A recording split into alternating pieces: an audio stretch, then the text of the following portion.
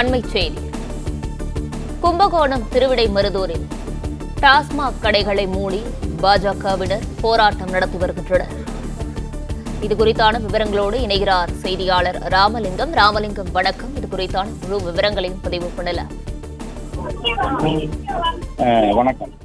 BJP மாநில தலைவர் அண்ணாமலை கைதை கண்டித்து கும்பகோணம் மையப்பகுதியாக கும்பகோணம் பேருந்து நிலையம் அருகே உள்ள 2 டாஸ்மாக் கடைகளை பிஜேபி கட்சியினர் இழுத்து மூடி கதவை பூட்டி ஆர்ப்பாட்டத்தில் ஈடுபட்டனர். அப்போது அவர்கள் உடனடியாக மாநில தலைவர் அண்ணா விடுதலை செய்யுங்கள் என கோஷமிட்டும், மதுபானத்தில் ஊழல் செய்த திமுகவை கண்டித்தும் 1000 கோடி ஊழல் நடந்து விடுவதை கண்டித்தும் இந்த ஆர்ப்பாட்டம் நடைபெற்றது.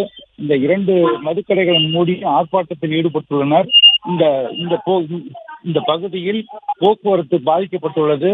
இந்த ஆர்ப்பாட்டக்காரர்களும் காவல்துறையினை விரிவான பேச்சுவார்த்தை நடத்தி அவர்களை கலந்து செய்கின்றனர். ஆனால் அவர்கள் அதையும் மீறி அந்த ஒயின் ஷாப்பை இழுத்து கூட்டு போட்டு இங்கு நாங்கள் களைய மாட்டோம், அண்ணாமலை அவர்களை செய்ய வேண்டும் என வலியுறுத்தி ஆர்ப்பாட்டத்தில் ஈடுபட்டு வருகின்றனர். இந்த பகுதியில் இந்த ஆர்ப்பாட்டத்தால் மிகவும் பரபரப்பான சூழல் நிலவுகிறது.